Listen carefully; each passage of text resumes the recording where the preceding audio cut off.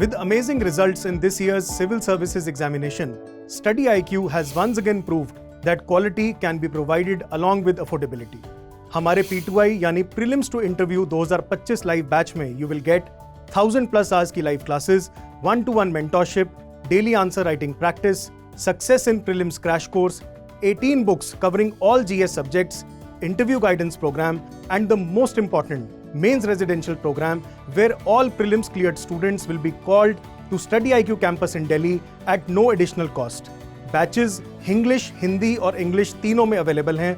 For any query, call 079-7142-0466. Scan QR code to join now. Study IQ IAS. अब तैयारी हुई affordable.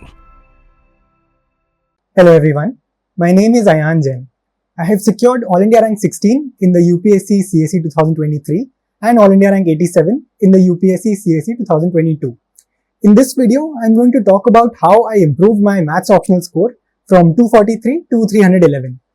A disclaimer I would like to give is that these are what changes I made and they may or may not be relevant to you. ये video उनके लिए नहीं है जो अभी मैथ्स ऑप्शनल की तैयारी शुरू कर रहे हैं, रादर उनके लिए है जो ऑलरेडी 1 या 2 मेंस दे चुके हैं और अब अपना स्कोर को और बढ़ाने की कोशिश कर रहे हैं. So I would like to divide this video into 3 parts based on my 3 learnings. Number 1 is learnings from the day of the exam. Second is my learnings from the period between prelims and mains, जहां maximum improvement का scope होता है. Thirdly is my learnings from my mark sheet. So beginning with the day of the exam of CSE 2022. First thing I learned is the importance of time management. CSE 2022 में क्या मैंने गलती की इसमें time management strategy लेके ही नहीं गया. मैंने सोचा कि मैथ्स में तो कोई हम प्रोपोर्शनल टाइम डिवीजन कर नहीं सकते हैं, तो बस एज फास्ट एज पॉसिबल करूंगा एंड होप करूंगा कि जल्दी से हो जाए. That was one major mistake. During the paper itself I realised that initially मैंने even though I thought I am going fast, actually I was going slow. Only when I reached the section B of paper 1 did I realise that बहुत सारा बचा है. नतीजा ये था कि even कुछ सिंपल क्वेश्चंस मेरे पेपर 1 में रह गए एंड उस साल मेरा score 140 which was not too good, which was not what I thought I could achieve. तो पहली करेक्शन यही थी कि टाइम मैनेजमेंट स्ट्रैटेजी मैंने एक डेवलप की. मैथ्स में कंस्ट्रेंट बेसिक यही है कि हर क्वेश्चन को सेम अमाउंट ऑफ टाइम नहीं लगता है. एक 10 marker can take just 5 minutes, another 10 marker can take up to 15 minutes. So to come up with a strategy, I experimented in mock tests. What I came up with is that जो 50 marks का बड़ा वाला question है, not the sub questions, I divided my time according to that. So total time is 180 minutes and we have to do 5 questions. Proportionally, we would get around 36 minutes per question. Keeping a small time margin, I kept around 30 to 32 minutes per question. This is something I strictly followed in the exam. Even though जो मैंने और changes incorporate किए मैं अभी mention करूंगा, उनके बावजूद भी मैं अपना time बहुत strictly follow करता था, watch को बार बार देखता रहता था during exam. So ये time management strategy आप अपने हिसाब से prepare कर सकते हैं, box में experiment कर सकते हैं, बट बनाइएगा जरूर. Second thing, the second mistake I made on the day of the exam of CSE 2022 was related to my mindset. Paper 1 में मैं बहुत ओवर कॉन्फिडेंट था. It is a bit embarrassing to admit, but मुझे लगा कि मेरा maths बहुत strong है, मैंने तैयारी भी बहुत ही अच्छे से की है, तो थोड़ा ओवर कॉन्फिडेंट हो गया. नतीजा अगेन ये था दैट स्टार्टिंग में मैंने थोड़ा स्लोली किया. पेपर देख के मुझे लगा कि ये तो आसान है, इवन दो इट वाजंट. तो बिकॉज ऑफ दैट अगेन मेरा टाइम मैनेजमेंट मैसअप हो गया एंड फाइनली मैं एकदम बेस्ट पॉसिबल परफॉर्म नहीं कर पाया. This time what I insured is that I will go in a very level headed manner. जैसे हम प्रीलिम्स के लिए जाते हैं, मैथ्स में एक इंपॉर्टेंट चीज है कि एग्जाम का दिन बहुत ज्यादा मैटर करता है. What I often tell my friends is that maths exam is a volatile exam. आपकी प्रेप कितनी भी अच्छी हो, अगर आप एग्जाम डे पे परफॉर्म नहीं किए तो मार्क्स बहुत कम हो सकते हैं. At the same time average prep के साथ भी अगर आपने मैक्सिमाइज कर लिया एग्जाम डे पे तो बहुत अच्छा स्कोर भी आ सकता है. तो एक कंपोजर के साथ जाना है, लेवल हेडेडनेस के साथ. ना आपको चिंता करनी है, ना एंजाइटी लेनी है एंड ना ही ओवर कॉन्फिडेंट होना है. Consequently automatically you will manage your time well, silly mistakes भी रिड्यूस होंगी आपकी एंड आप बेटर सोच भी पाएंगे. हो सकता है डिफिकल्ट क्वेश्चंस भी आप सोच पाएं बिकॉज आप थोड़ा काम होंगे. Third thing, the third major thing that I learn from that years experience is regarding question selection. आप जानते ही होंगे 8 क्वेश्चन होते हैं, उनमें से 5 चूज करने होते हैं. The mistake I made that year is that I did a very quick glance initially and मैंने एक क्वेश्चन बस कर्सरी लुक से लिया तो मुझे लगा कि ये तो मुझे आता है, ये आसान क्वेश्चन है, मैं कर लूंगा. Only when I reach that question did I realise that actually ये एक प्रूफ है जो कि मैं नहीं कर पाऊंगा, and even though I tried for a good 10-15 minutes, मैं उसको नहीं कर पाया.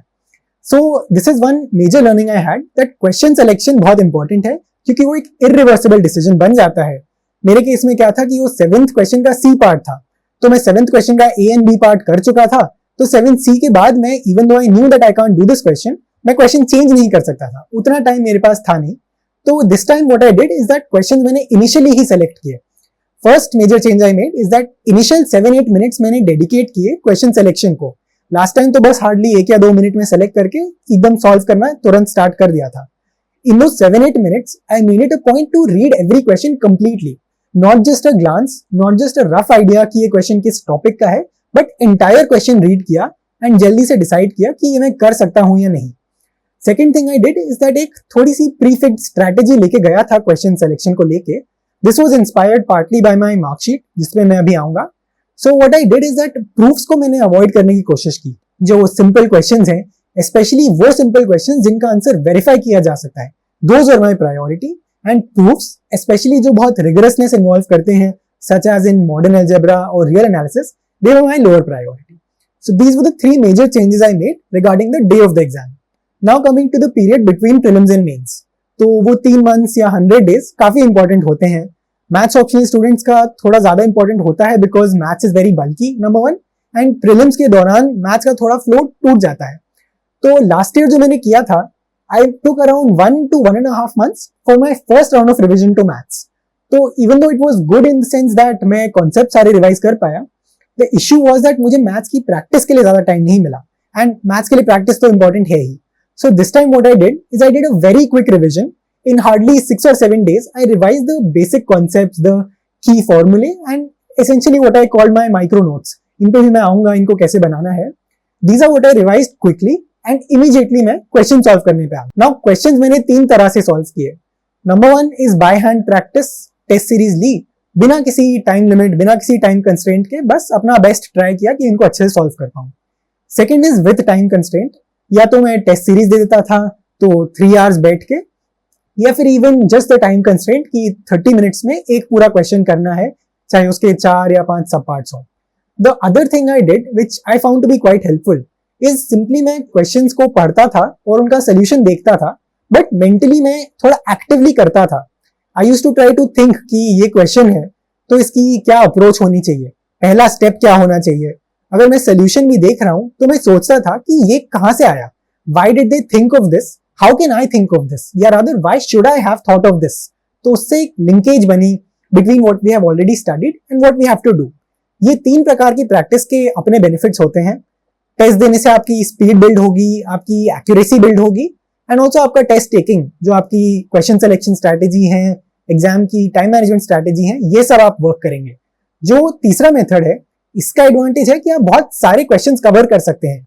मेरे साथ हुआ भी था that one question I had done in this manner just around 2 weeks before the exam, वो क्वेश्चन एग्जाम में रिपीट हो गया, almost same question. Even though it was a difficult question, मैं उसको कर पाया और पेपर 2 में इसलिए मेरे 169 मार्क्स आए. Finally I want to talk about my learnings from the marksheet, and truly speaking शायद सबसे सिग्निफिकेंट ये है बिकॉज लास्ट ईयर और इस ईयर में मेरे पेपर 1 में कोई डिफरेंस नहीं है, पेपर 2 में मेरे ऑलमोस्ट 70 मार्क्स का इंक्रीज आया है. What my learning was, last year भी मेरा पेपर 2 अच्छा गया था, almost 200 marks worth मेरा correct attempt था, and remaining 50 में भी मेरा method I thought सही है, तो I was expecting a good 160-165 marks. 100 marks देख के मेरी सिर्फ जो assessment थी, either बहुत ज्यादा strict marking होती है या फिर rigorousness is very important. College का मेरा एक्सपीरियंस था ही दैट कई बार इवन दो क्वेश्चन सॉल्व कर लिया, जैसी हमारी इंजीनियरिंग में आदत होती है, क्वेश्चन सॉल्व कर लिया फिर भी मार्क्स नहीं मिले.